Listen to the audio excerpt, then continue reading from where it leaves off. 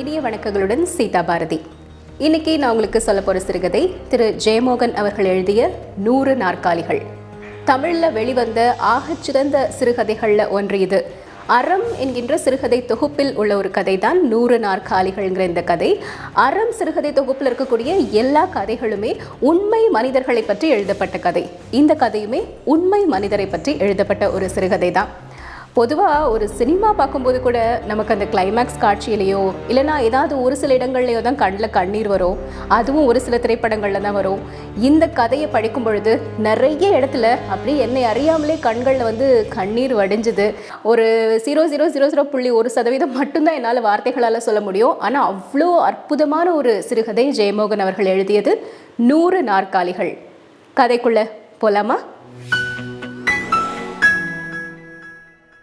ஒரு கலெக்டர் ஒருத்தர் civil service clear பண்ணி அதுலேயும் நல்ல ரேங்க் எடுத்து ஒரு கலெக்டராக உட்கார்றது, அந்த சைரன் வச்ச காரில் போகிறது, பார்க்குறவங்க எல்லாருமே அப்படி வணக்கம் வணக்கம்னு சொல்கிறது, பேருக்கு பின்னாடி IASங்கிற அந்த 3 எழுத்தை போட்டுக்கிறது, இது எல்லாமே எவ்வளோ கௌரவமான எவ்வளோ பெருமையான விஷயங்கள். ஆனால் இவருக்கு அந்த கௌரவமோ பெருமையோ எதுவுமே இருக்கிற மாதிரி தெரியல. அதிகாரத்துக்கான தார்மீக பொறுப்புகள் எல்லாமே இவருக்கு வழங்கப்பட்டிருந்தாலும் இவர்கிட்ட எந்த அதிகாரமுமே இல்லாத மாதிரி இருக்கு. இவருடைய கைகள் கட்டி போடப்பட்டதா இவர் உணர்றாரு.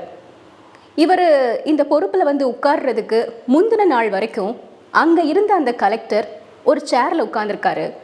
அந்த சேர் ஒரு பெரிய சிம்மாசனம் மாதிரி இருக்கு. இவர் வந்த உடனே அந்த சேரை மாற்றிட்டு ஒரு சாதாரண மர நாற்காலியை போட்டுடுறாங்க. இவர் நடந்து போகும் பொழுது இவருடைய முதுகுக்கு பின்னாடியும் கண்கள் திறக்கிற மாதிரி தோணுமா. பின்னாடி இருந்து யாராவது கிண்டல் பண்ணுவாங்களா, கேலி பண்ணுவாங்களா, ஏளனமாக சிரிப்பாங்களா, அப்படிலாம் அவருக்கு தோணுமா.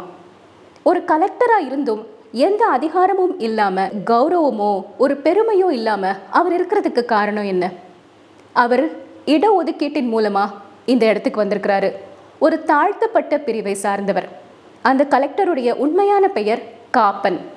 நாயாடிகள் அப்படிங்கிற ஒரு பிரிவை சார்ந்தவர். பட்டியலின பழங்குடி பிரிவில் ஒன்று தான் இந்த நாயாடி. இவங்க பகல் பொழுதுல அவங்க வெளியவே வரமாட்டாங்களாம். மக்கள் இந்த நாயாடிகளை பார்த்தாலே தீட்டுன்னு நினைப்பாங்களாம்.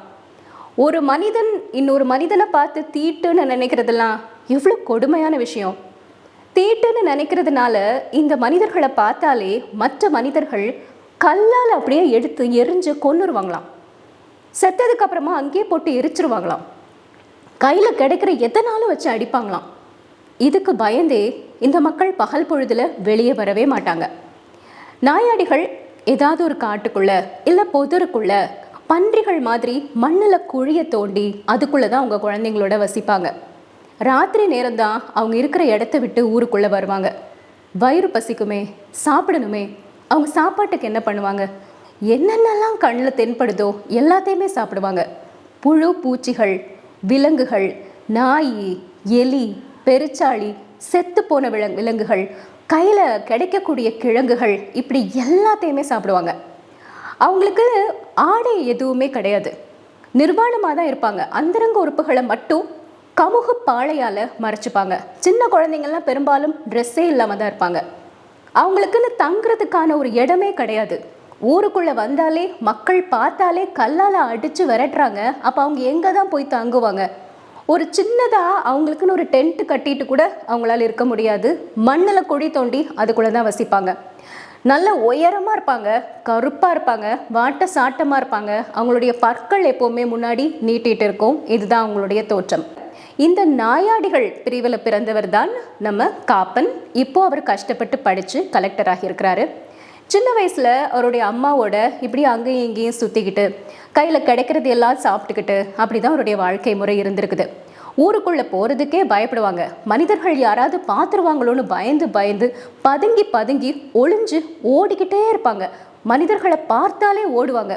எப்படி நாம் ஒரு சிங்கத்தையோ புலியையோ பார்த்தா பயந்து ஓடுறோமோ அதே மாதிரி இந்த மக்கள் மனிதர்களை பார்த்தா பயந்து ஓடுவாங்க. நமக்கு எப்படி சொல்லி கொடுத்து பழக்கப்படுத்தியிருக்கிறாங்க? நமக்கு சிங்கமோ புலியோ நம்மளை பார்த்தா கடிக்கும்னு தானே நாம் உணர்றதும் அதுதானே. ஒரு சிங்கமோ புலியோ நம்மளை பார்த்தா கடிக்க வருது இல்லையா?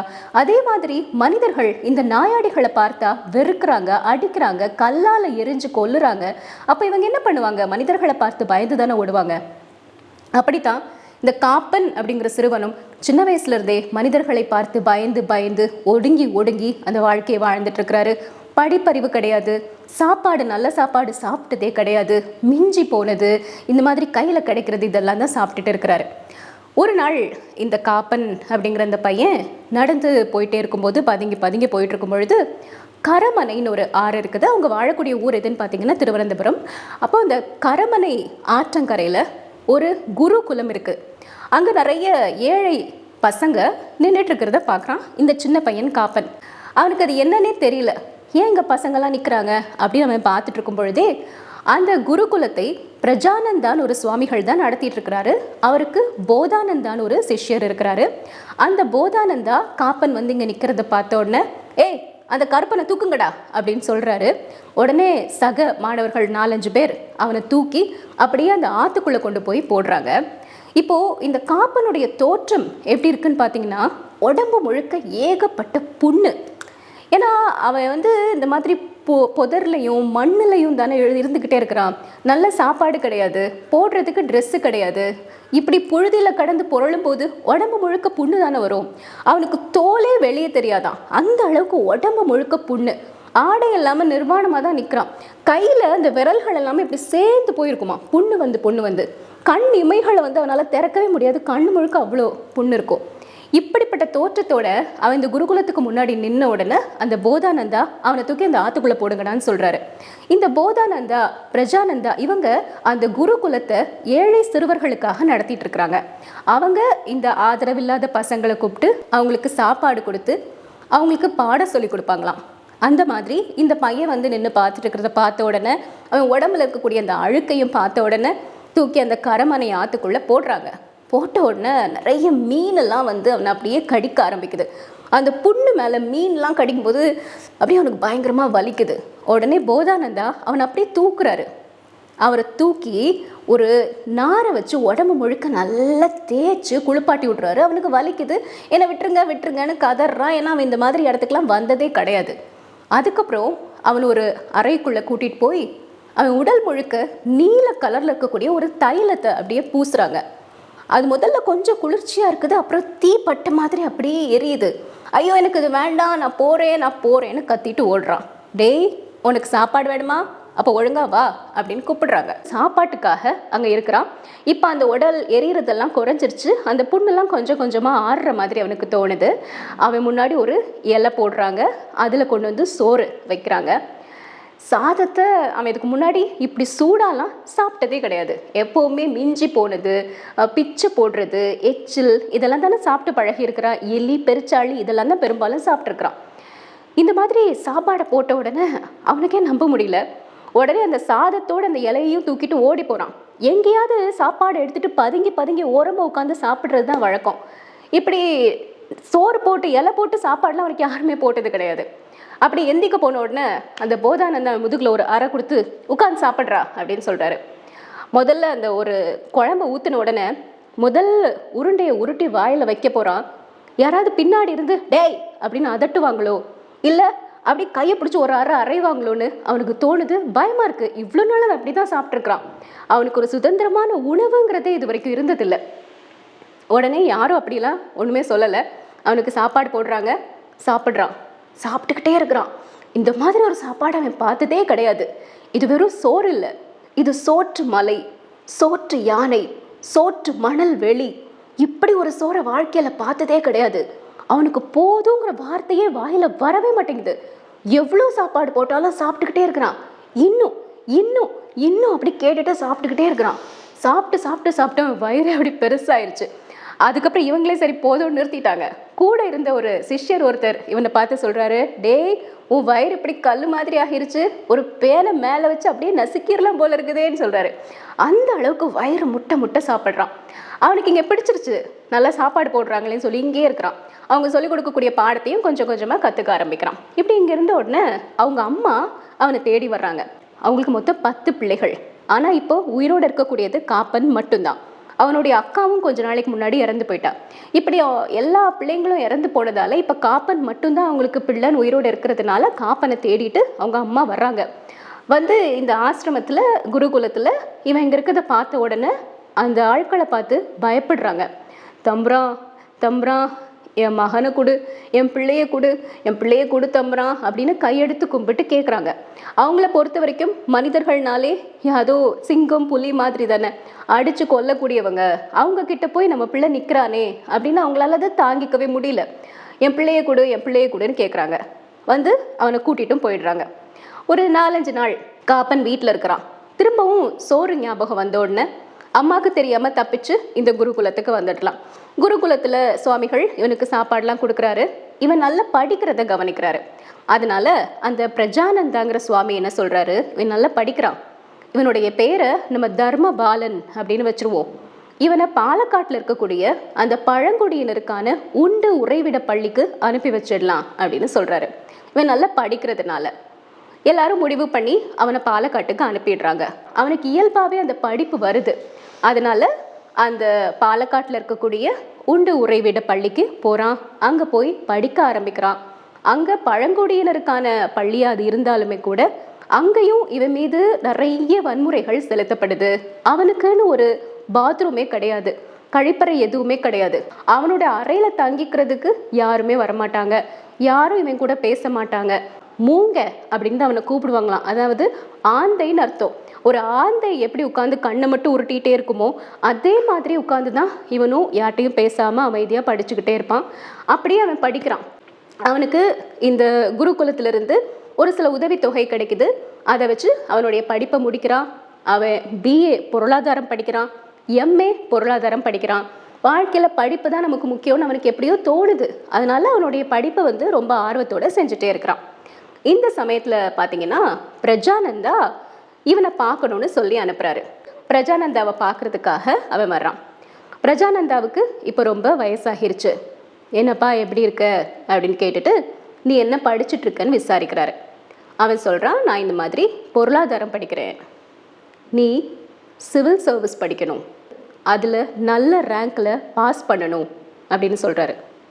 சொல்லி முடிச்சுட்டு இவனை பார்த்து ஒரு வார்த்தை சொல்கிறாரு, 100 வருடங்களா ஓடியாச்சு, இனியாவது உட்காரணும் அப்படின்னு. இவருக்கு ஒரு மாதிரி நெஞ்செல்லாம் அடைச்சு போயிடுது.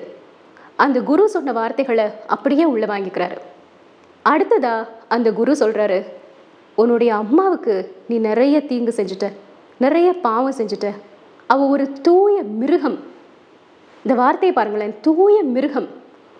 அம்மாவுக்கு வந்து எதையுமே புரிய வைக்க முடியாது, அம்மாவுக்கு எதுவும் தெரியாது, அவங்க வளர்ந்த விதம் அப்படி, அவங்க வாழக்கூடிய சூழல் அப்படி. ஆனாலும் அவங்க வந்து தூய்மையான மிருகம், பியோர் சோல் இருக்கக்கூடிய ஒரு மிருகம்.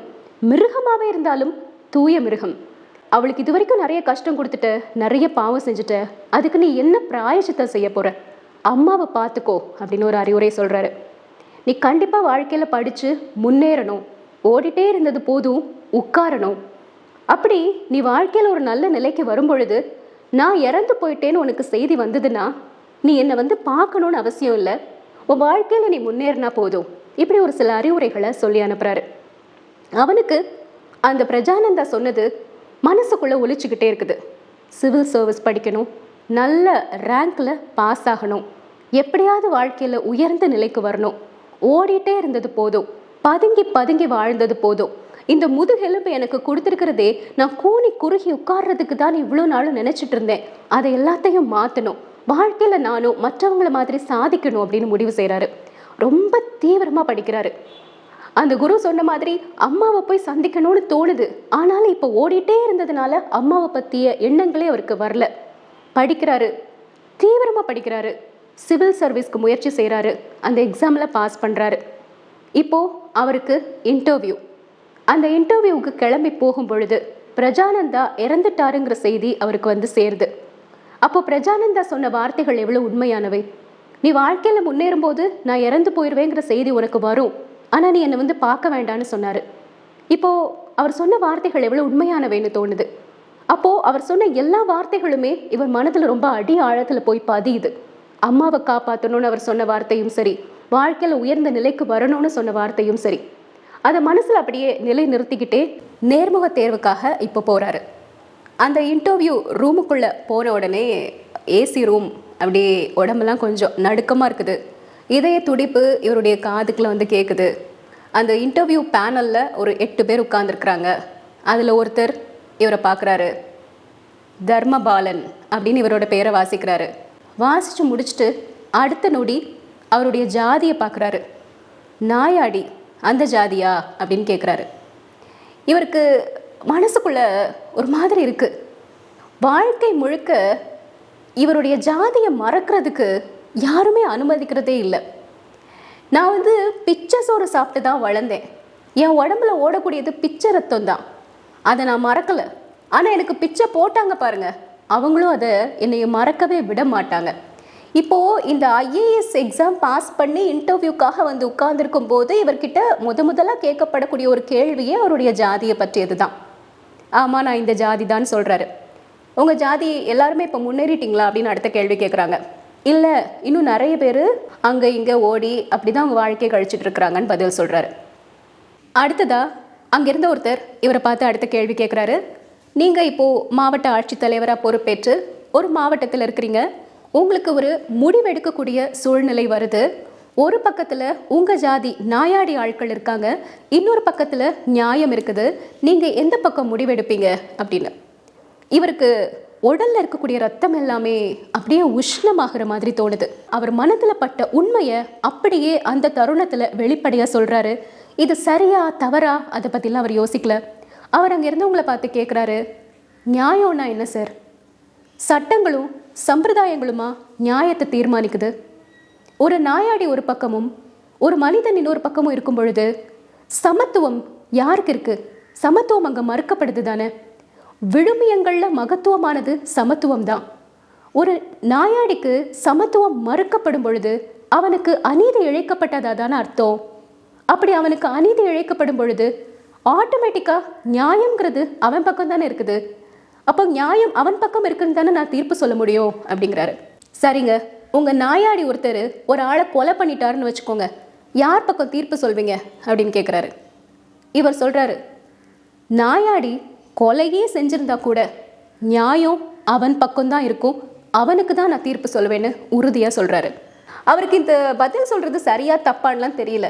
ஆனாலும் அவர்கிட்ட இருந்த ஒரு உணர்ச்சி வந்து உட்கார்ந்து ஒரு இன்டர்வியூக்காக இருக்கும் பொழுது கூட இப்படிப்பட்ட ஒரு கேள்வி தான் என்னை பார்த்து கேட்பீங்களா அப்படிங்கிற அந்த உணர்ச்சி பெருக்குனால அப்படி ஒரு பதிலை சொல்கிறாரு. அதுக்கப்புறம் ஒரு சில ஜென்ரலான கேள்விகள்லாம் கேட்குறாங்க. அதோட அந்த இன்டர்வியூ முடிஞ்சு இவர் வெளியே வர்றாரு. வந்த உடனே அவர் சிறுநீர் கழிக்கும் பொழுது அவர் உடலில் இருக்கக்கூடிய அந்த அமிலம் எல்லாமே அப்படி சிறுநீராக வெளியேற மாதிரி அவருக்கு தோணுதான். எவ்வளோ ஆழமான ஒரு வரியை எழுதியிருக்கிறாரு ஜெயமோகன் அவர்கள். அந்த அளவுக்கு அவர் மனசில் வந்து ஒரு உஷ்ணமும் ஒரு வெப்பமும் ஒரு தாக்கமும் இருக்குது. டீ குடிக்கிறதுக்காக ஒரு ஹோட்டல் ரூமில், அங்கே இருந்த ஒரு ஹோட்டல் ரூமில் போய் உட்கார்றாரு. எதை பற்றியுமே யோசிக்கல. அவர் பாட்டுக்கு வந்து டீயை குடிச்சிட்டே இருக்கிறாரு. இப்போது அந்த இன்டர்வியூ எடுத்தார் இல்லையா, அந்த இன்டர்வியூ பேனலில் இருந்த ஒருத்தர், அவருடைய பெயர் நவீன் சென் குப்தா. அவர் வர்றாரு. வந்து இவரை பார்த்துட்டு, நீ ஒரு பதில் சொன்னியே அந்த இன்டர்வியூவில், அந்த பதில் வந்து நிர்வாக ரீதியாக தப்பான பதில் தான், ஆனால் நான் உனக்கு தான் மார்க் போட்டேன். என்ன ஆச்சரியம்னா, அந்த இன்டர்வியூ பேனலில் இருந்த ஒரே ஒருத்தர் தவிர எல்லாருமே உனக்கு நல்ல மார்க் தான் போட்டிருக்கிறாங்க. நீ இதில் செலக்ட் ஆகிட்ட. அஃபிஷியலாக இதை உங்ககிட்ட நான் சொல்லக்கூடாது, ஆனாலும் சொல்லிடுறேன். நீ ரொம்ப பதட்டமாக இருக்கிறத பார்த்து சொல்லிட்டேன். நான் எதுக்காக உனக்கு மார்க் போட்டேன் தெரியுமா? நான் வந்து ரொம்ப மனிதாபிமானம் உள்ளவன், நான் ஒரு முற்போக்குவாதி இப்படின்லாம் காட்டிக்கணும் இல்லையா, அதுக்காகத்தான் அப்படின்னு சொல்லிட்டு சிரிக்கிறாரு. அதாவது அவருடைய மனசுக்குள்ளே அந்த ஜாதிக்கான உணர்வுகள் எல்லாமே இருக்குதான். இருந்தாலும் வெளிப்படையாக எனக்கு ஜாதியெல்லாம் பார்க்குறது இல்லை, நான் ஒரு முற்போக்குவாதி அப்படின்னு காட்டிக்கணுங்கிறதுக்காக இவருக்கு அந்த மார்க் போட்டதாக சொல்கிறாரு. ஒருவேளை என் கூட இருந்தவங்களும் அப்படி நினச்சி மார்க் போட்டிருக்கலாம் அப்படின்னு திரும்பவும் சொல்கிறாரு. நீ இந்த ஒரு பதவிக்கு எதுக்காக வரணும்னு ஆசைப்பட்ட? என்னை கேட்டால் நீ ஒரு லெக்சரராக போயிருக்கலாம், ஒரு டாக்டராக கூட போயிருக்கலாம். ஆனால் நீ இந்த பதவிக்கு வந்ததுக்காக கண்டிப்பாக இனிமேல் நிறைய வருத்தப்பட தான் செய்வ. உனக்கு நிறைய மன முறிவுகள் ஏற்படுறதுக்கு வாய்ப்புகள் இருக்குது அப்படின்னு சொல்கிறாரு. சொல்லி முடிச்சுட்டு, சரி உனக்கு ஏதாவது ஒரு உதவி வேணும்னா எப்போனாலும் நீ என்னை வந்து சந்திக்கலாம், நான் எப்போவுமே ஒரு முற்போக்குவாதியாக தான் இருப்பேன், என்ன என்னோட பொண்ணை வந்து நீ பொண்ணு கேட்காத வரைக்கும் நான் முற்போக்குவாதி தான் அப்படின்னு சொல்லிட்டு சிரிச்சுட்டு போயிடுறாரு. கொஞ்ச நேரம் கழிச்சு அவருக்கு அந்த ரிசல்ட் வருது. அவரை கிளியர் பண்ணிட்டாரு. இப்போ ஒரு மாவட்டத்தின் ஆட்சி தலைவராக பொறுப்பேற்கிறதுக்காக போறாரு. அவரு அந்த மாவட்ட ஆட்சி தலைவராக பொறுப்பேற்ற நாளில் இருந்தே அந்த நவீன் சென் குப்தா சொன்ன வார்த்தைகள் எல்லாமே உண்மைன்னு அவருக்கு தோண ஆரம்பிக்குது. அதிகாரத்துக்கான தார்மீக பொறுப்புகள் எல்லாமே அவருக்கு கொடுக்கப்பட்டாலும் அவருக்கு அதிகாரம் செய்வதற்கான எந்த ஒரு வாய்ப்புமே வழங்கப்படலை. இந்த ஆட்சி பணிக்கான பயிற்சியில் நீங்கள் எல்லாருமே கட்டளையிட பிறந்தவர்கள்னு சொல்லி மனவசியம் செய்வாங்களாம். ஆனால் இவரை பொறுத்த வரைக்கும் நீ கட்டளையிட பிறந்தவன்னு யாருமே சொல்லித்தரல. நீ தனியானவன், நீ தனியாக தான் நிற்கணும், நீ வேற மாதிரின்னு சொல்லியே தான் இவருக்கு எல்லா நடவடிக்கைகளுமே வழங்கப்படுது. இவர் அந்த பதவி ஏற்றுக்கொள்வதற்காக போகிறதுக்கு முந்தின நாள் அங்கே ஒரு கலெக்டர் இருக்காரு. அந்த கலெக்டரை போய் இவர் சந்திச்சுட்டு வராரு. அந்த கலெக்டர் உட்கார்ந்திருந்த சேரு ஒரு மிகப்பெரிய சிம்மாசனம் மாதிரி இருந்தது. இவர் அடுத்த நாள் அந்த பொறுப்பை ஏற்க போகும் பொழுது அந்த சேரை மாற்றிட்டு ஒரு சாதாரண மர நாற்காலியை இவருக்கு கொண்டு வந்து போடுறாங்க. ஏன் எனக்கு மட்டும் இது புரியலையே அவர் யோசிக்கிறாரு. சரி, இதை போய் கேட்கலாமா? ஒருவேளை நான் கேட்டால் என்ன இவ்வளோ அற்பத்தனமாக நடந்துக்கிறான் அப்படின்னு சொல்லிடுவாங்களா? அதானே, இடஒதுக்கீட்டில் தானே வந்திருக்கிறான், அதான் இப்படி அற்பத்தனமாக நடந்துக்கிறான்னு ஒரு பேர் வந்துருமா? அந்த பேர் காலம் காலமாக அப்படியே நிலைச்சு போயிடுமா? கேட்காமலே விட்டுடலாமா? சரி, இதை பற்றி நான் கேட்காமலே விட்டுட்டா முதல் நாள்லே என்னை இழிவுபடுத்துறதுக்கு நான் அனுமதி வழங்கிட்டேன்னு தானே அர்த்தம். என்ன செய்யறது? அவருக்கு குழப்பமா இருக்குது. உடனே சரி கேட்கலான்னு சொல்லி அந்த குமாஸ்தாவை கூப்பிடுறாரு. கூப்பிட்டு ஏன் சேரை மாத்திருக்கீங்கன்னு கேட்க போறாரு. ஆனா அந்த குமாஸ்தாவுடைய திடமான கண்களை பார்த்த உடனே அவருக்கு ஒரு விஷயம் புரியுது. இது அந்த குமாஸ்தா செஞ்ச வேலை கிடையாது. அவர் ஒருவேளை குமாஸ்தா செஞ்சிருந்தா இவரை பார்த்தோன்னு ஒரு மாதிரி பணிவா ஐயோ சார் சேர் மாறிடுச்சு அப்படின்னு தானே சொல்லியிருப்பாரு. அவர் திடமான கண்களோடு நிற்கதை பார்க்கும் பொழுதே இவருக்கு புரியுது, இது மேலேருந்து யாரோ சொல்லியிருக்கிறாங்க, இவரா செஞ்சது கிடையாது, இவர் நினைச்சாலும் அதை மாற்ற முடியாது. அப்போ தனக்கு எதிராக ஒரு பெரிய அமைப்பே இருக்குங்கிறத உணர்றாரு. தான் தனித்து விடப்பட்டதா நினைக்கிறாரு. அந்த மாற்றப்பட்ட அந்த சேர் அவரை வந்து சந்திக்கக்கூடிய எல்லார்கிட்டையும் இருக்கக்கூடிய ஒரு அளவுக்கு அதிகமான பணிவு, ஒரு செயற்கைத்தனமான சரளத்தன்மை, அதையும் மீறி எல்லார் கண்கள்லையுமே தெரியக்கூடிய ஒரு அக்கறையற்ற பாவனை, இது எல்லாமே இவருக்கு உணர்த்தக்கூடியது என்ன? நீ இட ஒதுக்கீட்டில் இந்த இடத்துக்கு வந்து உட்கார்ந்துருக்கிற, நாங்கள்லாம் ரொம்ப கருணையானவங்க, நாங்கள் ரொம்ப நியாயமானவங்க, நாங்கள் கொடுத்ததால தான் உனக்கு இந்த இடம் கிடைச்சிருக்குது, அதனால நீ எனக்கு எப்போவுமே நன்றி விசுவாசத்தோடு இருக்கணும் அப்படின்னு பார்க்குறவங்க எல்லாருமே சொல்கிற மாதிரி இருக்கும். அவர் கையில் எந்த ஒரு பவருமே இல்லாத மாதிரி தான் உணர்றாரு. இப்படி அந்த ஆட்சி பொறுப்பில் அவர் வந்ததுலேருந்து நாட்கள் நகர்ந்துக்கிட்டே இருக்குது. அவர் எந்த மாவட்டத்தில் ஆட்சி தலைவராக போனாலும் அந்த மாவட்டத்தில் அவருக்கு கீழே ஒருத்தர் இருப்பார், அவர் உயர்ந்த ஜாதிக்காரராக இருப்பார், இல்லைன்னா சமூகத்தில் ரொம்ப அந்தஸ்து மிக்கவராக இருப்பார். அவர் சொல்லக்கூடிய விஷயங்கள் தான் நடைமுறைப்படுத்தப்படும். இவரால் எதுவுமே செய்ய முடியாது. அவர் சொல்கிறத கேட்டு கையெழுத்து மட்டும்தான் இவரால் போட முடியும். ஒரு சின்ன குமாஸ்தாவை கூட கூப்பிட்டு அவர் மேலே ஒரு கட்டளை இடுறதுக்கான எந்த ஒரு அதிகாரமுமே இவருக்கு இல்லை.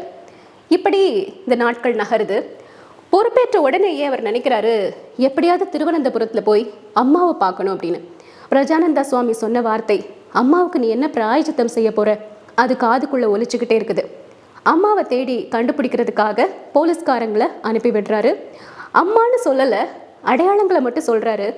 அதை வச்சு போலீஸ்காரங்க அந்த திருவனந்தபுரத்தில் தேடி அம்மாவை கண்டுபிடிச்சி கூட்டிகிட்டு வராங்க. ஒரு ஜீப்பில் ஏற்றி அந்த ஜீப்பை விட்டு அவங்க இறங்குறாங்க. பல வருடங்கள் கழித்து தன்னுடைய அம்மாவை பார்க்குறாரு. ஒரு பங்கரையான கிழவி. ஐயோ, பேசாமல் திருப்பி அனுப்பிடலாமா அப்படின்னு அவருடைய மனசுக்குள்ள ஒரு எண்ணம் வருது. அவர் சின்ன வயசில் அவங்க அம்மாவை எப்படி பார்த்துருக்குறாரு? நல்ல வாட்ட சாட்டமாக கருப்பாக இருப்பாங்க, உயரமாக இருப்பாங்க. அப்படி அம்மாவை இவ்வளோ நாளும் பார்த்துட்டு திடீர்னு ஒரு பிச்சைக்கார கிழவி மாதிரி பார்க்குறதுக்கு அவருக்கு பிடிக்கவே இல்லை. ஆனால் அந்த போலீஸ்காரங்க என்ன நினைக்கிறாங்க, இவருடைய அம்மானு நினைக்கல, யாரோ ஒரு அக்யூஸ்ட கலெக்டர் கூப்பிட்டு வர சொல்லியிருக்காரு போலன்னு சொல்லி ஏய் கீழே இறங்கடி அப்படின்னு மிரட்டி இறக்குறாங்க. அம்மா அந்த போலீஸ்காரங்களை பார்த்து தம்புறான், அடிக்காத தம்புறான், கொண்டுராத தம்புறான், வலிகுது தம்புறான் அப்படின்னு அழுறாங்க. இவர் போலீஸ்காரங்களை போங்க போங்க நான் பார்த்துக்கிறேன் அப்படின்னு சொல்கிறாரு. நாங்கள் எதுவும் பண்ணணுமா சார், எதுவும் நடவடிக்கை எடுக்கணுமா சார்னு போலீஸ்காரங்க கேட்குறாங்க. ஒன்றும் பண்ண வேண்டாம், நான் பார்த்துக்கிறேன்னு சொல்லி அம்மாவை ஒரு ரூம்குள்ளே கூட்டிகிட்டு போகிறாரு. அங்கே போன உடனேயும் அம்மா இவரை பார்த்து மகன்னே அவங்களுக்கு தெரியல, யாரோ ஒரு மனிதன் தன்னை அடிக்க வர்றா அப்படின்னு தானே அவங்களுடைய மனசுக்குள்ளே தோணும். வேண்டாம் தம்பரா, தம்பரா அடிக்காத தம்பரா, உனக்கு கையெடுத்து கும்பிடுறேன், நான் அடிக்காத தம்பரா, அடிக்காத தம்பரா, நான் அழுதுகிட்டே இருக்கிறாங்க. ஒரு புழு மாதிரி சுருண்டு போய் ஒரு ஓரத்தில் ஒடுங்கி கிடக்குறாங்க. பக்கத்தில் போய் அம்மா நான் காப்பேம்மா, நான் காப்பேன், நான் உன் மகன் காப்பேம்மா சொல்கிறாரு. அம்மாவுக்கு அது புரியல. அவங்களுக்கு ஒரு மனிதனை பார்த்தாலே வேற்று மனிதன், அவன் நம்மளை அடிக்க போகிறான், கொல்ல போகிறான், அது மட்டும்தான் தோணுது. அவன் சொல்லக்கூடிய வார்த்தை எதுவுமே இவங்க காதில் விழலை. அம்மாவுக்கு தெரிஞ்ச ஒரே மொழி என்னது? சாப்பாடு. முதல்ல அம்மாவுக்கு சாப்பாடு போடுவோன்னு நினைக்கிறாரு. ஒரு ஆளை கூப்பிட்டு இலையில் கொஞ்சம் சோறு வைக்கிறாங்க. அந்த சோறுக்கு மேலே குழம்பு ஊற்றுறதுக்குள்ளேயே சோறு அப்படி அள்ளி அள்ளி அள்ளி சாப்பிட்றாங்க. வழக்கம் போல் அந்த இலையை தூக்கிட்டு எங்கேயாவது ஓடி போய் ஒளிஞ்சு உட்காந்துக்கலாமான்னு நினைக்கிறாங்க. இவர் அங்கேயே உட்கார சொல்லி சாப்பிட சொல்கிறாரு. வயிறு நிறைய அவங்க சாப்பிட்றாங்க. சாப்பிட்டு முடிச்சதுக்கப்புறமா அவங்க எந்திரிச்சு போகும்போது, அம்மா எனக்கு தெரியலையாம்மா உனக்கு, நான் காப்பேம்மா, உன் மகேம்மா அப்படின்னு சொல்கிறாரு.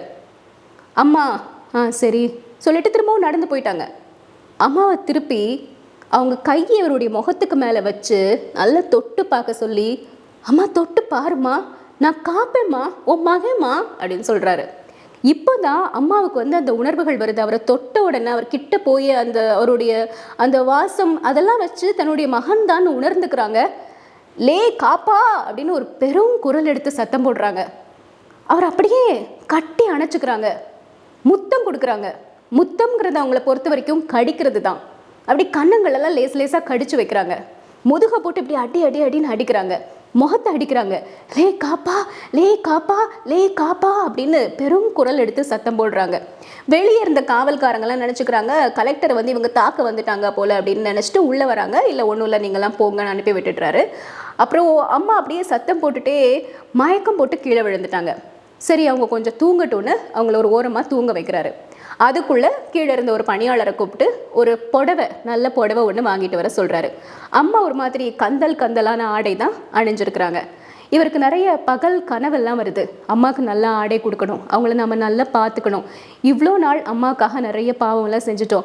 நம்ம பாட்டுக்கு படிக்கிறதுக்காக பாலக்காட்டுக்கு போயிட்டோம். எத்தனை நாள் அம்மா அந்த குருகுல வாசலில் என்னுடைய பிள்ளைய கொடுத்தம்ரான்னு அழுதுருப்பா. அதுக்கெல்லாம் ஒரு பிராயச்சித்தம் தேடணும், அம்மாவை நல்லா பார்த்துக்கணும்னு முடிவெடுக்கிறாரு. அம்மா கண்ணு திறக்கிறாங்க. அந்த புடவையை அம்மா கிட்ட கொடுத்து, அம்மா இந்த புடவை எடுத்துக்கோ, நல்ல ட்ரெஸ் போடு, சேலையை மாற்று அப்படின்னு சொல்கிறாரு. சொன்ன உடனே அம்மா, லே லே காப்பா, நாயாடிக்கு எதுக்குல ஆடை அப்படின்னு சொல்லி, ஆமாம் நீ எதுக்கு இந்த சட்டையை போட்டிருக்கிற, சட்டையை கழுத்து, மனுஷ பைய பார்த்தா உன்னை அடிச்சு கொன்னுருவான்ல, சட்டை போடக்கூடாது அப்படின்னு அவருடைய சட்டையை பிடிச்சி கிழிக்கிறதுக்காக வர்றாங்க. அவங்கள பொறுத்த வரைக்கும் சட்டை போடுறதுங்கிறது உயர்ந்த ஜாதி மக்கள், வேற மக்கள் செய்யக்கூடிய விஷயம். நாம சட்டை போட்டா நம்மளை அவங்க அடிப்பாங்க, அந்த ஒரு விஷயம் மட்டும்தான் அவங்க மனசுக்குள்ள ஆழமா பதிஞ்சிருக்குது. அதனால தன்னுடைய மகன் சட்டை போட்டுட்டு இருக்கிறத அவங்களால பார்க்கவே முடியல. கழத்து அப்படின்னு சொல்லி பிடிச்சி இழுக்கிறாங்க. சரி, இவங்களுக்கு புரிய வைக்க முடியாது, காலமாக இவங்க இப்படி தான் பார்த்து வளர்ந்துருக்குறாங்க, ஒன்றுமே செய்ய முடியாதுன்னு சொல்லி ஒரு மாதிரி சோர்வோட சேரில் போய் உட்கார்றாரு. அவர் அந்த நாற்காலியில் உட்கார்றத பார்த்த உடனே வேகமாக லே காப்பா, நாற்காலியில் உட்காரக்கூடாது, இதெல்லாம் தம்புறாங்க உட்காரக்கூடியது, நீ நாற்காலியில் உட்கார்ந்தனா உன்னை அடிச்சே கொன்னுருவாங்க, நாற்காலி வேண்டாம், இந்த சட்டை வேண்டாம், வா நீ என் கூட வா, நம்ம அங்கே போவோம், நம்ம ஊரில் போயிருப்போம், நம்ம எலியை பிடிச்சி பெருச்சாளியை பிடிச்சி திம்போம், அதுதான் நம்ம வாழ்க்கை, நாயாடிக்கு எதுக்கு நாற்காலி, நாயாடிக்கு எதுக்கு சட்டை அப்படின்னு சத்தம் போடுறாங்க. அம்மாவுக்கு எப்படி சொல்லி புரிய வைக்க முடியும்? சரிம்மா சரி அப்படின்னு சமாதானப்படுத்திட்டு அம்மாவை வீட்டுக்கு கூட்டிகிட்டு போகிறாரு. ஆனால் வீட்டுக்குள்ளே அந்த அடைச்சி போடப்பட்ட ஒரு சூழலில் அவங்களால வாழவே முடியல. ஒரு 10-12 நாள் அங்கே இருந்திருக்கிறாங்க. அப்புறம் தப்பிச்சு எங்கேயோ ஓடி போயிட்டாங்க. அந்த 10-12 நாள் இருக்கும் பொழுதுமே இவரை பார்த்தாலே ஒரு மாதிரி பயந்து நடுங்குவாங்களாம். தம்புறான், அடிக்காத தம்புறான், சோறு வேணும் தம்புறான், கொன்னுறாத தம்புறான் அப்படி மட்டும்தான் சொல்லுவாங்க. இவர் கிட்ட போய் அவங்க கையை பிடிக்கும் பொழுது, இவருடைய முகத்தை அவங்க தொட்டு பார்க்கும் பொழுது மட்டும்தான் இது நம்மளோட மகன் அப்படின்னு உணர்வாங்க. அப்படி உணர்ந்தாலும் அடுத்த நொடி பொழுதுலேயே அவனோட சட்டையை கழட்டுன்னு சொல்லிட்டே இருப்பாங்க. நாற்காலியில் உட்காராதன்னு சொல்லிட்டே இருப்பாங்க. இப்படியெல்லாம் பண்ணிட்டு 12 நாளைக்கு மேலே அவங்களால அங்கே இருக்க முடியல. அங்கேருந்து தப்பிச்சு ஓடி போயிட்டாங்க. அவருக்கு திருமணம் நடக்குது. சுபான்னு ஒரு பொண்ணு இவரை விரும்பி கல்யாணம் பண்ணிக்கிறாங்க. அவங்க ஒரு அரசு பதவியில் இருக்கிறவங்க தான். இவருடைய அந்த ஐஏஎஸ்ங்கிற 3 எழுத்துக்காக இவரை விரும்பி கல்யாணம் பண்ணியிருக்கிறாங்க. ஏன்னா இவரை ஒரு தெப்பமாக அவங்க பயன்படுத்துகிறாங்க. வாழ்க்கையில் இன்னும் உயர்ந்த நிலைகளுக்கு போகணும், அதுக்காக இவரை தேர்ந்தெடுக்கிறாங்க. அவங்க வேற ஒரு ஜாதியை சார்ந்தவங்க தான். ஆனாலும் ஒரு முற்போக்கானவங்க, ஜாதிகளெல்லாம் அதிகமாக பார்க்க மாட்டேன்னு சொல்கிறவங்க. இவருடைய பதவிக்காக இவரை விரும்பி கல்யாணம் செஞ்சுக்கிட்டாங்க. இவருடைய கல்யாண வாழ்க்கையும் ஓரளவுக்கு நல்லா போயிட்டுருக்குது. அவங்களுக்குள்ள எந்த பிரச்சனையுமே இல்லை. சுபா மேலே இவரும் முழு காதலோடு இருக்கிறாரு. சுபாவும் இவர் அதிகமாக விரும்புகிறாங்க. அவங்க 2 பேருக்கும் பிரேம் அப்படின்னு ஒரு குழந்தையும் பிறந்துடுது. இப்படி இவருடைய வாழ்க்கை போயிட்டே இருக்குது. கலெக்டராக இருந்தாலும் இவருக்கு எந்த ஒரு அதிகாரமும் எந்த ஒரு தருணத்திலையுமே வழங்கப்படவே இல்லை. அதை எதிர்த்து இவரால் கேள்விகள் கேட்கவும் முடியாது. ஏதாவது ஒரு சமயம் இவர் கேள்வி கேட்டு கத்துனாலும் மற்றவங்க என்ன செய்வாங்க, ஒரு கண்ணாடி அறைக்குள்ளே உட்காந்து இவரை ஏளனமாக பார்த்துக்கிட்டே இருப்பாங்க. இல்லை எனக்கு இதெல்லாம் வேணும் அப்படின்னு அதிகமான ஒரு குரலோட ஒரு கூண்டில் அடைக்கப்பட்ட மிருகம் போல அவர் சத்தம் போட்டார் அப்படின்னா இவனுக்கு ஒரு பண்பே இல்லை அப்படின்னு இளக்காரமாக பார்த்துட்டு போவாங்க. அதனால் மனம் உடைந்து போய் தன்னிறக்கத்தாலும் தனிமையினாலும் அவர் சூழப்பட்டாருன்னா இவனுக்கு ஏதோ உளவியல் சிக்கல் இருக்குது அப்படின்னு சொல்லிடுவாங்க. இல்லை எனக்கு எதுவுமே கிடைக்காதுன்னு அவர் நினச்சாருன்னா இவனுடைய குல இயல்பே இதுதானே அப்படின்னு பேசுவாங்க. என்ன செஞ்சாலுமே அவரை ஒரு நார்மலான நிலையில் யாருமே பார்க்குறதில்ல. அவருடைய ஜாதியை முன்னிலைப்படுத்தி தான் எல்லாரும் பார்த்துட்டே இருக்கிறாங்க.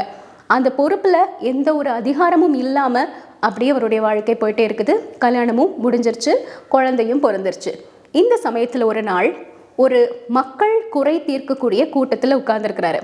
அந்த மக்கள் குறை தீர்க்கிற கூட்டத்தில் கலெக்டர் உட்கார்ந்துருந்தாருன்னா அவருக்கு முன்னாடி நிறைய மக்கள் வந்திருப்பாங்க இல்லையா.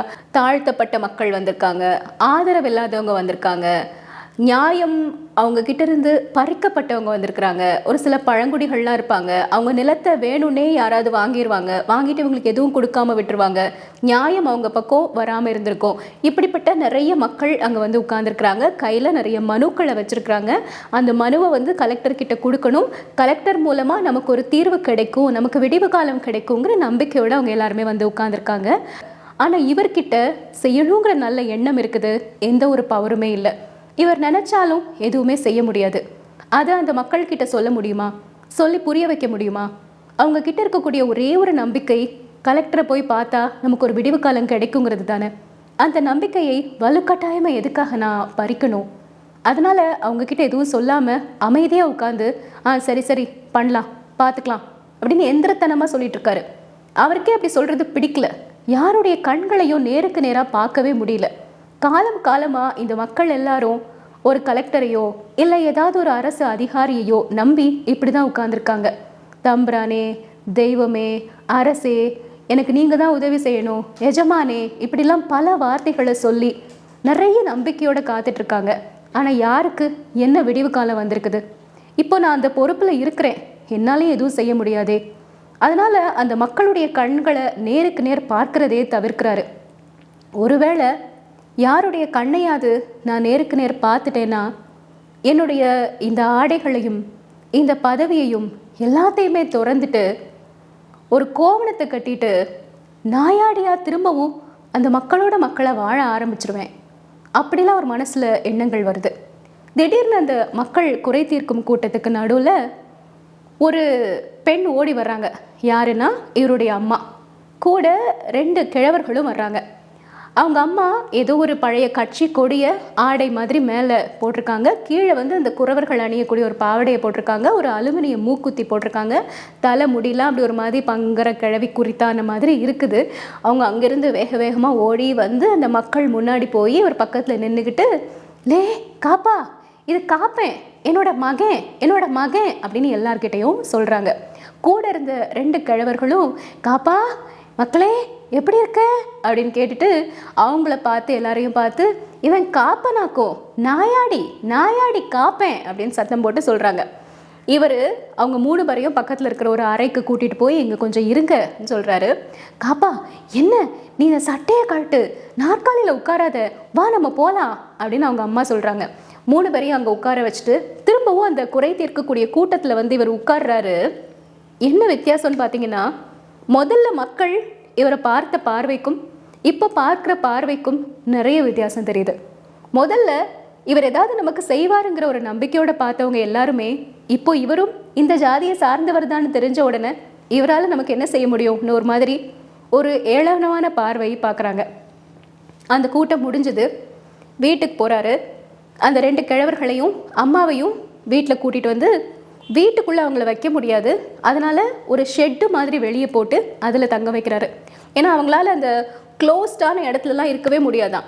எப்போவுமே வெளியே ஓடி ஓடி அந்த காடுகளில் திரிஞ்சு பழக்கப்பட்டுட்டாங்க இல்லையா, அதனால அந்த மாதிரி ஷெட்டில் தங்க வைக்கிறாரு.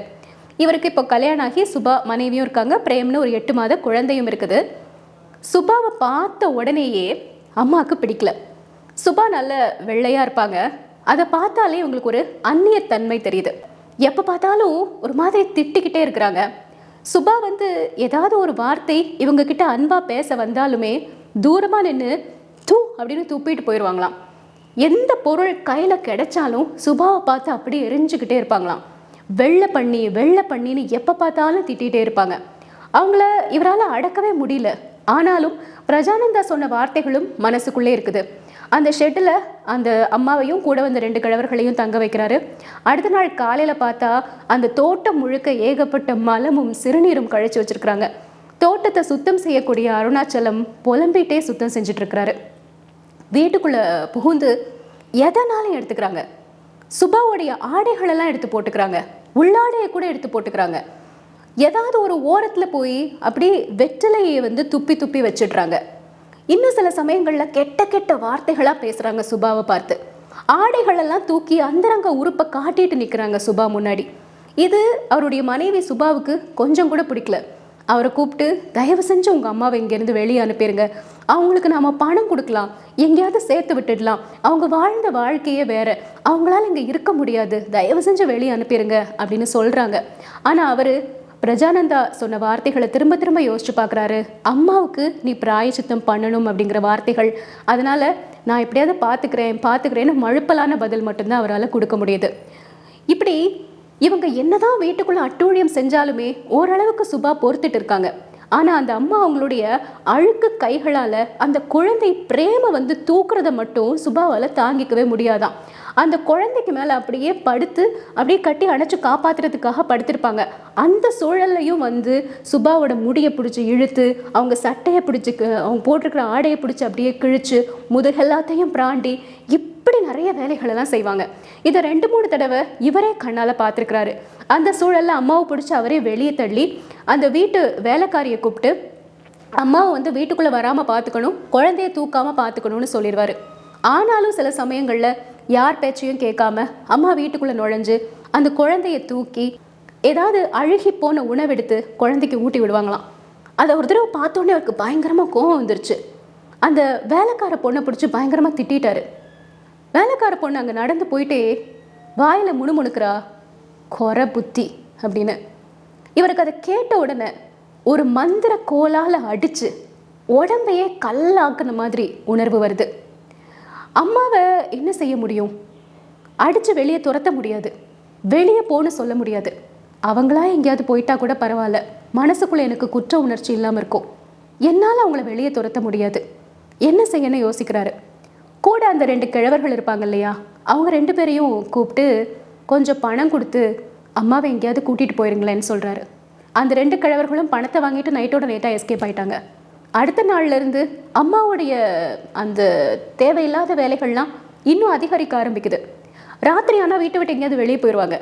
வெளியே கிடைக்கக்கூடிய அழுகி போன அந்த உணவு, கந்தலாக யாராவது கிழிச்சு போட்டிருக்கக்கூடிய பழைய துணி, மினுமினுக்கக்கூடிய பொருட்கள், இப்படி கண்ட பொருட்கள், குப்பையில் புழுதியில் தெருக்களில் கிடக்கிற பொருட்கள் எல்லாத்தையுமே தூக்கிட்டு வந்து அந்த ஷெட்டில் ஒரு ஓரமாக குவிச்சு வச்சுருப்பாங்களாம். எத்தனையோ நாளைக்கு முன்னாடி பொட்டலம் கட்டப்பட்டிருக்கக்கூடிய அந்த அழுகி போன ஒரு உணவை ஒரு நாள் அவங்க எடுத்து அப்படியே சாப்பிட்டுட்டு இருந்திருக்கிறாங்க.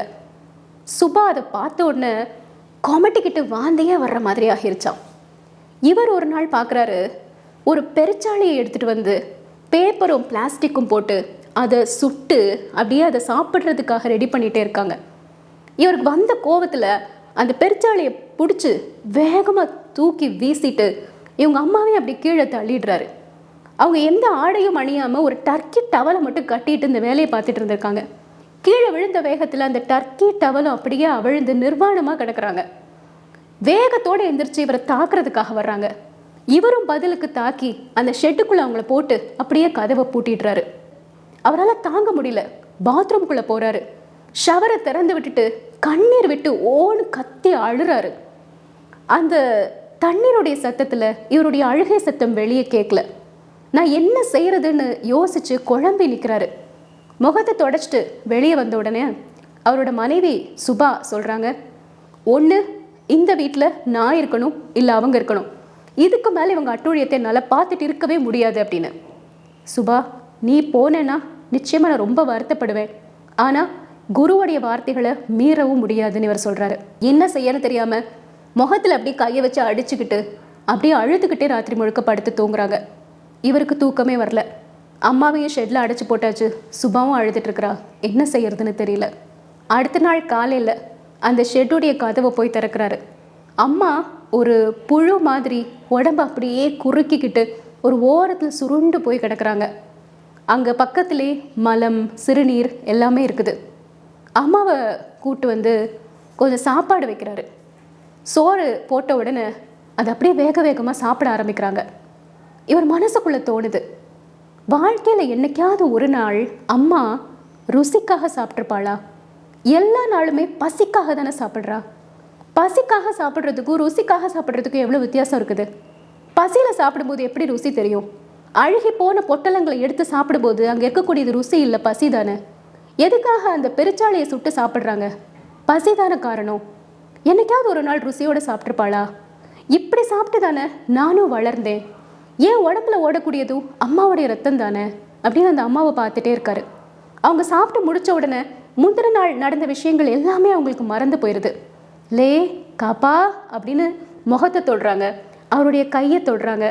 திரும்பவும் லே மக்களே, உனக்கு இந்த சட்டை வேண்டாம், இந்த நாற்காலி வேண்டாம். இந்த நாற்காலி எல்லாமே தம்புரான்களுக்குள்ளது, அவனுங்க உட்காரக்கூடியது. நம்மளை உட்கார வைக்க மாட்டானுங்க. நம்ம உட்கார்ந்தா நம்மளை கொன்று போட்டுருவாங்க. அந்த வெள்ளை பண்ணி உன் பொண்டாட்டி, அவள் வேண்டாம். அவளுடைய ரத்தத்தை உறிஞ்சிக்கிட்டே இருக்கிறா. அவளுடைய வெள்ளை நிறம் எப்படி வந்திருக்கு தெரியுமா? ஒரு ரத்தத்தை உறிஞ்சு தான் வந்திருக்குது. உன்னை கொல்லுறதுக்காகத்தான் அவளை மந்திரிச்சு அனுப்பியிருக்காங்க. வேண்டாம், இதெல்லாம் விட்டுட்டு என் கூட வந்துரு. நம்ம ஊருக்கு போவோம், நம்ம ஊரில் போய் வாழ்வோம். நான் உன்னை பொண்ணு மாதிரி பார்த்துப்பேன். அம்மா கூப்பிடுறேன்ல, வா மக்களே, அம்மா கூட வா மக்களே. இந்த சட்டை வேண்டாம், இந்த நாற்காலி வேண்டாம். திரும்ப திரும்ப திரும்ப திரும்ப அதையே சொல்லிகிட்டே இருக்காங்க. சரிம்மா சரி அப்படின்னு சொல்லி விட்டுட்டு அங்கேருந்து வந்துட்டார். அவர் வந்து உட்காரும் பொழுது அவருடைய மனசில் அம்மா சொல்கிறதெல்லாம் ஒரு வேளை உண்மையாக இருக்குமோன்னு தோணுது. நான் ஏதாவது ஒரு மாயைக்குள்ளே சிக்கிட்டு இருக்கிறனோ, அதனால் எனக்கு தெரியாமல் இருக்குதோ. இந்த சேரில் என்னை உட்கார வச்சுருக்காங்க, ஆனால் எனக்கு எந்த பொறுப்புமே கொடுக்கல. ஒருவேளை நான் இங்கே உட்காரக்கூடாதுங்கிறதுக்காக தான் இவங்க இதெல்லாம் செய்கிறாங்களோ. அம்மா சொல்கிற மாதிரி இந்த தம்புரான்கள், இந்த பெரிய பெரிய ஆட்கள் எல்லாருமே என்னை அடிக்கிறதுக்காக, கொல்றதுக்காக தான் காத்துட்ருக்குறாங்களா? சுபா உண்மையிலே அம்மா சொல்கிற மாதிரி என்னுடைய ரத்தத்தை தான் உறிஞ்சிக்கிட்டு இருக்கிறாளா? இப்படிலாம் அவருடைய மனசுக்குள்ளே தோணுது. எப்படியாவது அந்த சுவாமியினுடைய குருக்களுடைய வார்த்தைகளை நிறைவேற்றணுங்கிறதுக்காக எல்லா கொடுமைகளையும் தாங்கிட்டு அவர் அம்மாவை வீட்டில் வச்சுருந்தாலும் கூட அதை நிறைவேற்ற விடாமல் ஒரு விஷயத்தை அம்மா செய்கிறாங்க. ஒரு நாள் அவங்க அந்த பிரேம் குழந்தை இருக்குது இல்லையா, 8 மாத குழந்தை, அந்த குழந்தையையும் காணும், அம்மாவையும் காணும். குழந்தைய தூக்கிட்டு எங்கேயோ ஓடி போயிட்டாங்க. இவர் உடனே எஸ்பியை கூப்பிட்டு அவங்கள தேடி கண்டுபிடிக்கிறதுக்காக ஆள் அனுப்ப சொல்கிறாரு. 45 நிமிஷத்தில் குழந்தையையும் அம்மாவையும் கண்டுபிடிச்சிட்டாங்க. அவங்க எங்கே இருந்தாங்கன்னு பார்த்தீங்கன்னா, ஒரு மிகப்பெரிய ஹோட்டலுக்கு பின்னாடி கழிவுப் பொருட்கள் எல்லாத்தையுமே சேர்த்து போட்டிருப்பாங்க இல்லையா, அந்த இடத்துல அந்த கழிவுப் பொருட்களை கொஞ்சம் கொஞ்சமாக எடுத்து அழுகி போன உணவை இந்த குழந்தைக்கு ஊட்டிகிட்டு இருந்திருக்காங்க. அப்படிப்பட்ட நிலையில் இவங்களை கண்டுபிடிச்சிருக்கிறாங்க. இவங்க வந்த உடனே அந்த குழந்தைய சுபா வாங்குறா.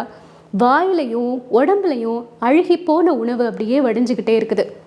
பார்த்த உடனே அவர் பயங்கரமாக அழ ஆரம்பிச்சிட்டா. இவருக்குமே தாங்கவே முடியல. அந்த சமயத்தில் அம்மா அங்கேருந்து லே காப்பா அப்படின்னு ஓடி வர்றாங்க. இருந்த கோவத்தில் கீழே கிடந்த ஒரு ஓஸ் பைப்பை எடுத்து அடித்து ஓடி போயிடுடி, ஓடி போயிரு, இந்த பக்கமே வந்துடாத, ஓடி போயிரு அப்படின்னு கோவத்தில் விரட்டிடுறாரு. அம்மா ஓடிக்கிட்டே லே காப்பா நீ நாசமாக போயிடுவ, நீ நல்லாவே இருக்க மாட்ட அப்படின்னு கோவத்தில் கத்திட்டு அங்கேருந்து ஓடிட்டாங்க. குழந்தைக்கு உயிருக்கே ஆபத்துன்னு டாக்டர் சொல்லிட்டாரு. வயிற்றுப்போக்கு, காய்ச்சல், உடம்பு முடியாமல் போகுது. ஹாஸ்பிட்டலில் அட்மிட் பண்ணியிருக்கிறாங்க. சுபாவுடைய முகத்தை இவரால் ஏறெடுத்து பார்க்கவே முடியல. அந்த குழந்தைக்கு அப்படி சலைன் ஏற்றிக்கிட்டே இருக்கிறாங்க. அந்த குழந்தையினுடைய இதயம் மேலேயும் கீழேயும் துடிக்கிறது தெரியுது. உடம்பு ரொம்ப மெலிஞ்சு போயிடுச்சு. குழந்தை உயிர் பிழைக்குமாங்கிறதே சந்தேகங்கிற நிலைமை வந்துருச்சு. இவர் அந்த குழந்தைய பார்த்துட்டே இருக்கும் பொழுது அவருக்கு தோணுது, இந்த குழந்தை மாதிரி தானே நானும். சின்ன வயசில் நான் எப்படி வளர்ந்தேன்? இப்படிப்பட்ட அழுகி போன உணவுகளை சாப்பிட்டு சாப்பிட்டு தானே வளர்ந்தேன். எங்கள் அம்மாவுக்கு மொத்தம் 10 பிள்ளைகள். ஒரு பிள்ளை நான் மட்டும்தான் இப்போ உயிரோடு இருக்கிறேன். 9 பிள்ளைங்களும் இறந்து போயிடுச்சு. எப்படி இந்த மாதிரி அழுகி போன மீந்து போன உணவுகளை சாப்பிட்டு பட்டினி கிடந்து சாப்பாடு இல்லாமல் இருந்து தானே? அந்த சமயத்தில் ஒரு குழந்தை இறந்து போச்சுன்னா உடனடியாக என்ன பண்ணுவாங்கன்னா ஆற்றுக்குள்ளே தூக்கி போட்டுருவாங்களாம். காலால் தூக்கி அப்படியே சுற்றி ஆற்றுல போட்டுருவாங்களாம். இப்படி எத்தனை குழந்தைங்கள ஆற்றுக்குள்ளே போடுறத நான் பார்த்துருக்குறேன். என் தங்கச்சி அந்த செத்து போகிறதுக்கு முன்னாடி உள்ள கடைசி தருணத்தில் என் தங்கச்சி என்ன சொல்லிட்டு இருந்தா? தீனி தீனி தின்னணும், சாப்பாடு வேணும், இது ஒன்று தானே கேட்டுட்டு இருந்தா. அப்படி சாப்பாடு சாப்பிட்டு அத்தனை குழந்தைங்களும் இறந்து போச்சு. அந்த சாப்பாட்டில் ஒரு வாய் சாப்பாடை சாப்பிட்டு இந்த குழந்தை இறந்து போகுதுன்னா இதுவும் இறந்து போகட்டுமே அப்படின்னு ஒரு மாதிரி எண்ணம் அவருடைய மனசில் வருது. அதுக்கப்புறம் கொஞ்ச நேரம் கழித்து நான் என்ன யோசிச்சுட்டு இருக்கிறேன் அப்படின்னு நினைக்கிறாரு. அந்த குழந்தைய எடுத்து மாரோட அணைச்சிக்கிறாரு. கடைசி நல்ல ட்ரீட்மெண்ட்லாம் கொடுத்து அந்த குழந்தை உயிர் பிழைச்சிருச்சு. அதுக்கப்புறம் அவங்க அம்மா இந்த பக்கம் வரவே இல்லை. அவங்க எங்கே போனாங்கங்கிறது யாருக்குமே தெரியல. இவரும் அந்த பொறுப்பில் தொடர்ந்து நீடிக்கிறாரு. ரொம்ப ஸ்ட்ரிக்டான ஒரு ஆளாக மாறிட்டார். என்ன ஆனாலும் பரவாயில்ல, நடவடிக்கை எடுக்கணும், தப்பு செய்கிறவங்களுக்கு தண்டனை கொடுக்கணும், இப்படிலாம் ஒரு சில முடிவோடு இருக்கிறாரு. யாராவது அநீதியாக செய்கிறாங்க அப்படின்னா அவங்களுக்கு எதிராக துணிச்சலாக நடவடிக்கை எடுத்துடுறாரு. ஆனால் அவங்க என்ன பண்ணுறாங்க, மேலதிகாரியை போய் பார்த்து இவர் முன்னாடியே ஏளனமாக வந்து நிற்கிறாங்க. இப்படி எல்லாமே நடக்குது. ரொம்ப நாள் ஆக ஆக நிறைய பேர் சேர்ந்து இவருக்கு எதிராக ஒரு போஸ்டர் அடித்து ஒட்டிடுறாங்க. அந்த போஸ்டரில் என்ன குறிப்பிட்டிருக்காங்கன்னா, இவரோட அம்மா பிச்சை எடுத்துகிட்டு இருக்க மாதிரி ஒரு ஃபோட்டோவை போட்டு சொந்த தாயை பிச்சையிட வைத்த கலெக்டர் அப்படின்னு எழுதி போஸ்டர் அடித்து ஒட்டிடுறாங்க. இவங்க அம்மாவை எங்கேருந்தோ தேடி கண்டுபிடிச்சி கூட்டிகிட்டு வந்து இவர் பார்க்கக்கூடிய இடத்துல அவங்கள உட்கார வச்சு ஒரு பழைய பொட்டலத்தில் சாப்பாடை கொடுத்து அவங்க அம்மா சாப்பிட்ற அந்த நிலையை இவரை பார்க்க வைக்கிறாங்க. இப்படிலாம் நிறைய விதத்தில் அவருக்கு தொல்லைகள், நிறைய டார்ச்சர்ஸ் எல்லாத்தையுமே அனுபவிச்சுக்கிட்டே இருக்கிறாரு. ஆனாலும் அவருடைய பணியில் முடிஞ்ச வரைக்கும் கரெக்டாக இருக்கணும்னு இருந்துகிட்ருக்காரு. ஒரு நாள் அவருடைய அலுவலகத்தில் உட்காந்து அந்த கோப்புகளில் அவர் சைன் பண்ணிகிட்டே இருக்கும் பொழுது அவருக்கு கீழே வேலை செஞ்ச குஞ்சன் நாயர்னு ஒருத்தர் வந்து சொல்கிறாரு, சார் நான் உங்கள் அம்மாவை பார்த்தேன். எங்கே தெரியுமா? அந்த கோட்டார் கவர்மெண்ட் ஹாஸ்பிட்டல் இருக்குல்ல, அது பக்கத்தில் உள்ள ஒரு ஷெட்டில் நிறைய பிச்சைக்காரங்கள்லாம் கிடக்குறாங்க. அதில் ஒரு பிச்சைக்காரங்க மாதிரி உங்கள் அம்மாவையும் கொண்டு போட்டிருக்காங்க அப்படின்னு. கோட்டாருங்கிறது நாகர்கோவில் இருக்கக்கூடிய ஒரு ஊர். அங்கே இருக்கிற கவர்மெண்ட் ஹாஸ்பிட்டலில் மனிதர்கள் இருக்கக்கூடிய இடம் கிடையாது. ஒரு தனியாக ஒரு ஷெட்டில் ஒரு பிச்சைக்காரங்க எல்லாரும் இருக்கிற மாதிரி போட்டு வச்சுருக்குறாங்க போல். அந்த இடத்துல இவங்க அம்மாவும் வந்து கிடக்குறாங்கன்னு சொல்கிறாரு குஞ்சன் நாயர். சார் நீங்கள் வர வேண்டாம், நானே போய் பார்த்து காதும் வச்ச மாதிரி விஷயத்தை முடிச்சுடுறேன் அப்படின்னு குஞ்சன் நாயர் சொல்கிறாரு. வேண்டாம் வேண்டாம், நான் பார்த்துக்கிறேன் அப்படின்னு அந்த கோட்டார் கவர்மெண்ட் ஹாஸ்பிட்டலுக்கு போகிறாரு. கலெக்டர் வரான்னு தெரிஞ்ச உடனேயே அங்கே இருந்த எல்லா டாக்டர்ஸுமே ரொம்ப அப்படி டென்ஷன் ஆகுறாங்க. கலெக்டரை பார்த்த உடனே சார் என்ன என்ன என்ன விஷயம்னு கேட்குறாங்க. அங்கே இருந்த மாணிக்கம்ங்கிற ஒரு டாக்டர்கிட்ட இவர் சொல்கிறாரு, எனக்கு தெரிஞ்சவங்க இந்த ஷெட்டில் வந்து இருக்காங்கன்னு. சார் இந்த ஷெட்டு வந்து இங்கே வந்து எல்லாருமே கார்ப்பரேஷன்லேருந்து கொண்டு வந்த பிச்சைக்காரங்க, குறவங்க, இப்படிப்பட்ட ஆட்கள் தான் இருப்பாங்க சார். இவங்க எல்லாமே அத்து போன கேஸுங்க. இவங்களுக்கு நம்ம எந்த ட்ரீட்மெண்ட்டுமே கொடுக்க முடியாது. கொஞ்சம் ஜென்ரல் ஆன்டிபயோட்டிக் ஏதாவது கொடுத்து பார்ப்போம், சிலர் பிழைப்பாங்க, அவ்வளோதான் அப்படின்னு டாக்டர் சொல்கிறாரு. இவர் அந்த ஷெட்டை பார்க்குறாரு. அது ஒரு ஷெட்டுன்னு கூட சொல்ல முடியாது. கவர்மெண்ட் ஹாஸ்பிட்டல்லேருந்து கொஞ்சம் தூரம் தள்ளி தான் அந்த இடம் இருக்குது. ஒரு ஓடு போட்ட இடம் அது. அந்த ஓட்டுலேயுமே நிறைய ஓட்டைகளாக இருக்குது. சிகப்பு கலரில் இருக்கக்கூடிய தரை நிறைய இடத்துல பெயர்ந்து ஓட்டையாக தான் இருக்குது. அங்கே நிறைய பிச்சைக்காரங்க, பாதிக்கப்பட்டவங்க, ஏழைகள் எல்லாரும் அப்படியே கிடக்குறாங்க. அவங்களுக்கு மத்தியில் நிறைய தெரு நாய்களும் கிடக்குது. அந்த மனிதர்கள் எல்லாருமே நிறைய பேர் ஆண்கள், ஒரு சில பெண்களும் இருக்காங்க. கண்ணெல்லாம் அப்படியே ஒட்டி போய் பாதி பேர் நினைவே இல்லாமல், நினைவு இருக்கிறவங்க ஏதாவது முனகிட்டு ஏதாவது சத்தம் போட்டுட்டு அப்படியே கிடக்குறாங்க. அழுகி போன பாகங்கள் எல்லாமே சேர்ந்து ரொம்ப நாத்தமாக இருக்குது. அது மட்டும் இல்லாமல் அவங்களுடைய வாந்தி, அவங்களுடைய சிறுநீர், மலம் எல்லாமே அந்த இடத்துல தான் இருக்குது. அதில் நிறைய ஈக்கள் வந்து மொய்ச்சிக்கிட்டு இருக்குது. இது எல்லாத்தையும் பார்க்கும் பொழுது குடலை பெரட்டிட்டு வாந்தியே வந்துடும் போல் அப்படி இருக்கிறாங்க எல்லாருமே. கூட வந்த டாக்டர், சார் இங்கே யாருமே உங்களுக்கு தெரிஞ்சவங்களாம் இருக்க வாய்ப்பில்லையே அப்படின்னு சொல்லிகிட்டே இருக்காரு. 3வது ஷெட்டில் இவர் வந்து பார்க்குறாரு. அவருடைய அம்மா கிடக்குறாங்க. அவங்க கருப்பாக உயரமாக இருப்பாங்க. சின்ன வயசில் அவர் பார்க்கும் பொழுது பெரிய உருவமாக இருந்தாங்க அம்மா. அவங்க அம்மா ஒரு நாள் இவர் குழந்தையாக இருக்கும்போது இடுப்பில் தூக்கிட்டு நடந்து வரும் பொழுது பக்கத்தில் பார்த்த ஒரு மனிதர் காளையின் உருவம்னு நினச்சி கையெடுத்து கும்பிட்டாராம். அப்படிப்பட்ட ஒரு தோற்றத்தில் இருக்கக்கூடிய அம்மா இப்போ எப்படி கிடக்குறாங்கன்னு பார்த்தீங்கன்னா, எந்த ஒரு ஆடையுமே இல்லாமல், வயிறு உப்பி போய் தலை முழுக்க அந்த முடியெல்லாம் சடை பிடிச்சி சாணி மாதிரி ஒன்றோட ஒன்று சேர்ந்து, வாய் திறந்து அதில் ஒரே ஒரு கருப்பு கலர் பல்லு மட்டும் தெரியுது. நினைவே இல்லாமல் ஒரு மாதிரி தோலெல்லாம் சுருங்கி கை காலெல்லாம் நீர் வச்சு அப்படி கிடக்குறாங்க. இவங்க எப்போ வந்தாங்க அப்படின்னு கேட்குறாரு கலெக்டர் இவர் டாக்டரை பார்த்து. டாக்டர் சொல்கிறாங்க, சார் ஒரு 65-70 வயசு இருக்குன்னு தோணுது. 4-5 நாளைக்கு முன்னாடி வந்தாங்க. வந்ததுலேருந்தே இவங்களுக்கு எந்த ஒரு ஞாபகமுமே இல்லை. பஸ் ஸ்டாண்ட்லேருந்து தான் யாரோ எடுத்துகிட்டு வந்து போட்டாங்க, பிச்சை எடுக்கிறவங்க போல். இவங்களுக்கு ஞாபகம் இல்லாததுனால நாங்கள் எந்த ட்ரீட்மெண்ட்டும் கொடுக்கல. கொஞ்சமாவது ஞாபகம் இருக்கிறவங்களுக்கு தான் ட்ரீட்மெண்ட் கொடுப்போம். இங்கே ஃபண்டும் அவ்வளோவா கிடையாது சார், நமக்கு ஸ்டாஃபும் கிடையாது. தோட்டிகள் தான் வந்து ஏதாவது செஞ்சுட்டு போவாங்க காலையில் ஒரு 1 hour அப்படின்னு டாக்டர் சொல்கிறாரு. ஓகே, இவங்களுக்கு என்ன ட்ரீட்மெண்ட் கொடுக்கணுமோ கொடுங்க அப்படின்னு இவர் சொல்கிறாரு கலெக்டர். டாக்டர், யாராவது அக்யூஸ்டா சார் இவங்களுக்கு உயிர் பழைக்க வைக்கிறது எவ்வளோ தூரம் சாத்தியம்னு தெரியல. வயிறு உப்பே இருக்குது. சிறுநீர் கழிக்காமலே ரொம்ப நாள் இருந்திருப்பாங்கன்னு நினைக்கிறேன். யூரின் எல்லாத்தையும் வெளியேற்றிட்டு கொஞ்சம் அமோனியாவை குறைச்சோன்னா லேசாக நினைவு வர்றதுக்கு வாய்ப்பு இருக்குது. ஏதாவது வாக்குமூலம் வாங்கணுமா சார் அப்படின்னு டாக்டர் கேட்குறாரு. இவர் சொல்கிறாரு, இல்லை இவங்க என்னுடைய அம்மா அப்படின்னு. அப்படி சொல்கிறதுக்கு ஒரு உடலில் இருக்கக்கூடிய எல்லா பலத்தையுமே திரட்டிட்டு சொல்கிறாரு. கொஞ்சம் மனநலம் பாதிக்கப்பட்டவங்க, கொஞ்ச நாளைக்கு முன்னாடி வீட்டை விட்டு ஓடி போயிட்டாங்க. சாரி சார், தெரியாமல் பண்ணிவிட்டு என்னை மன்னிச்சிருங்க சார். இப்போ உடனடியாக அவங்களை எடுத்துகிட்டு போய் என்ன ட்ரீட்மெண்ட் கொடுக்கணுமோ உடனடியாக கொடுக்குறேன் சார் அப்படின்னு டாக்டர் சொல்கிறாரு. பரவாயில்ல, நீங்கள் உடனடியாக என்ன பண்ணணுமோ பண்ணுங்கள், அதுக்கப்புறம் நான் ப்ரைவேட் ஹாஸ்பிட்டல் கூட்டிகிட்டு போய் ட்ரீட்மெண்ட் கொடுக்குறேன் அப்படின்னு. கொஞ்ச நேரம் ஆன உடனே இந்த மாணிக்கம் அப்படிங்கிற டாக்டர் பின்னாடியே ஓடி வர்றாரு கலெக்டர்கிட்ட. சார் என்னை மன்னிச்சிருங்க சார், தெரியாமல் பண்ணிட்டேன் சார். என்னால் இங்கே எதுவுமே பண்ண முடியாது சார். நானும் ஒரு தாழ்த்தப்பட்ட பிரிவை சார்ந்தவன் சார் அப்படின்னு சொல்கிறாரு. இப்போ தெரிஞ்சிருச்சுல்ல, கலெக்டர் வந்து தாழ்த்தப்பட்ட பிரிவை சார்ந்தவன்னு தெரிஞ்ச உடனே இவரும் உண்மையாகவே சொல்கிறாரு, நான் ஒரு தாழ்த்தப்பட்ட பிரிவை சார்ந்தவன் சார். எனக்கு இங்கே எந்த ஒரு உரிமையும் கிடையாது சார். 18 வருஷமாக இந்த ஹாஸ்பிட்டலில் நான் டாக்டராக இருக்கேன் சார். ஆனால் கௌரவமாக உட்காந்து ஒரு பேஷண்ட்டை பார்க்குறதுக்கு என்னை அனுமதிக்கவே மாட்டாங்க. எப்போவுமே என்னை போஸ்ட்மார்ட்டம் பண்ண தான் விட்டுருக்காங்க. ஒரு கிளினிக் போட்டிருந்தா கூட என்கிட்ட உயர்ந்த ஜாதி ஆட்கள் யாருமே வரமாட்டாங்க சார். தாழ்ந்த ஜாதி எங்கள் ஜாதி ஆட்கள்லையுமே கூட பணக்காரங்கள்லாம் என்கிட்ட வரமாட்டாங்க. எங்கள் ஊரில் என்னை பார்க்குறவங்க எல்லாருமே தோட்டி டாக்டர்னு தான் சொல்லுவாங்க சார் அப்படின்னு கவலையோடு சொல்கிறாரு.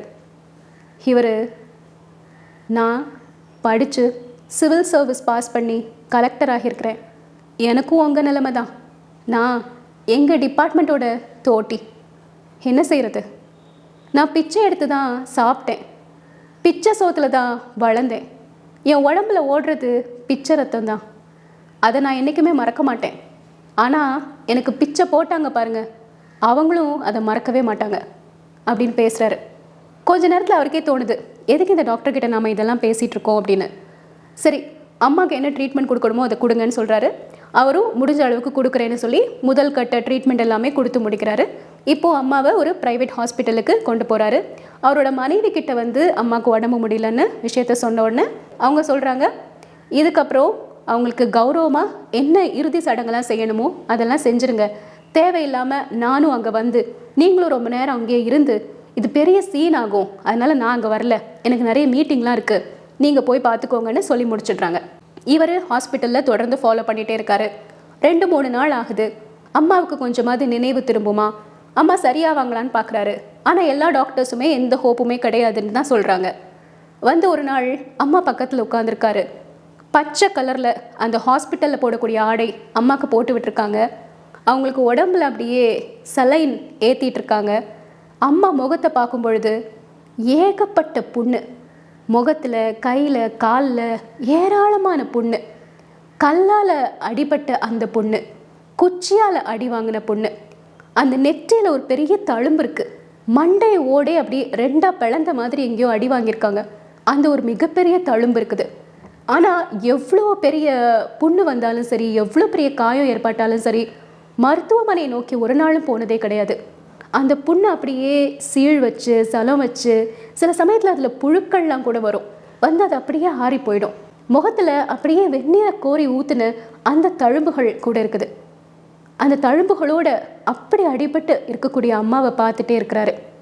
அம்மாவுக்கு நினைவு திரும்புமாங்கிற ஒரு ஏக்கத்தோடு இருக்கிறாரு. திடீர்னு ஒரு நர்ஸ் வந்து சொல்கிறாங்க, கொஞ்சம் அவங்களுக்கு நினைவு வந்திருக்கு அப்படின்னு. இவர் கிட்ட போகிறதுக்குள்ள திரும்பவும் மயக்கமாகிடுறாங்க. இவர் வந்து வெளியே உட்கார்ந்துட்டே இருக்கிறாரு. கடவுள் நம்பிக்கை பெருசாக கிடையாது. தன்னுடைய தலைக்கு மேலே எந்த காதுகளும் இருக்கிறதா, தான் சொல்கிறத கேட்குறதுக்கான காதுகள் இருக்கிறதா அவருக்கு நம்பிக்கை இல்லை.